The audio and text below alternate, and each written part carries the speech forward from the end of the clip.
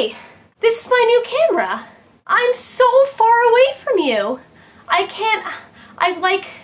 want to come closer and just be like right in your face. I'm in the basement in a spinny chair. That's kind of part of the mess. So we have Mishnah. But first, I have a riddle for you. What sound does a baby elephant make crying for its mother? Wait. Nope, that's not it. Yeah, that's definitely not it. Do you have to It's kind of like when Bambi lost his There you go.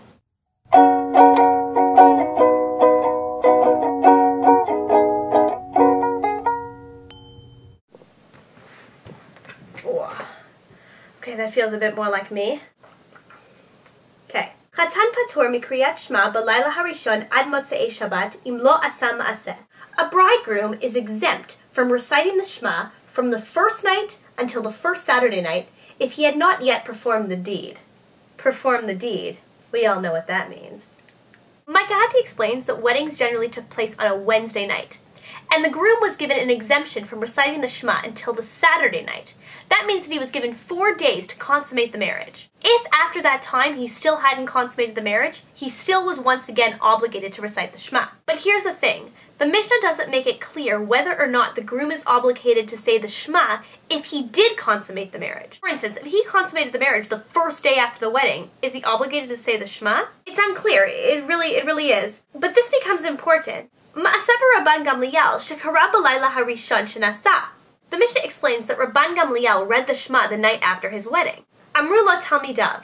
His students came up to him and said, Lo limadtanu rabbeinu shechatan patur mikriyat Shema b'layla harishon. Basically, they say, dude, didn't you explain to us that you don't have to say the Shema right after your wedding?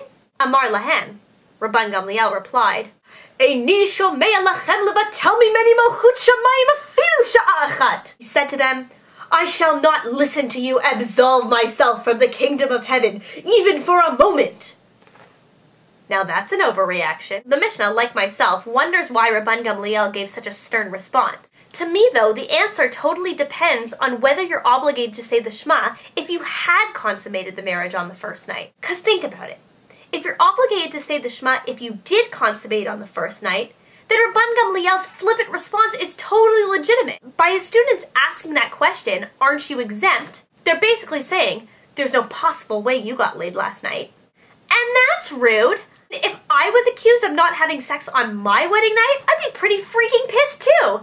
I'd probably give some stupid response. Now, Mikahati completely disagrees with my reason for why Rabban Gamliel was a total jerk. And yes, we're going to completely ignore the fact that I'm wearing a different shirt and the lighting has changed. I had to film this video in 2 days. What do you want from me? Mikahati seems to be of the opinion that you are still exempt from saying the Shema, even if you had consummated your marriage in the first night. Rabban Gamliel reading the Shema, then, was a self-imposed stringency. Fine, so he decided to read the Shema even though he was exempt. That still doesn't explain his stern response. So Mikahati says something really weird. Because he's such a holy person and so immersed in all these things, then he still has to read the Shema, something like that.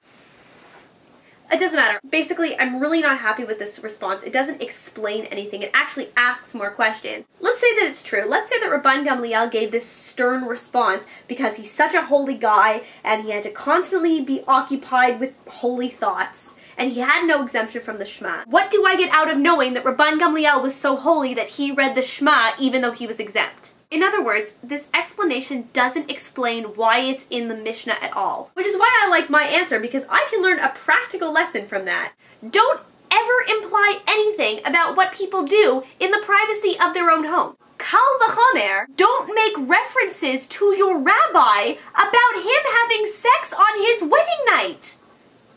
Don't do it! Okay? Lesson learned. I'm sticking with what I said, but I don't know what you guys are going to say about it. I really don't.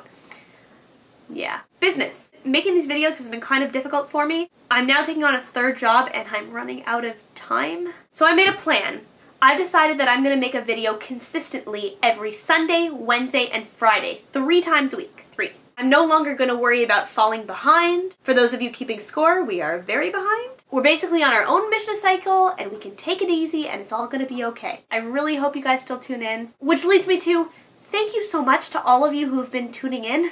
I can't tell you how much I appreciate that all of you guys have been watching me and enjoying me and commenting.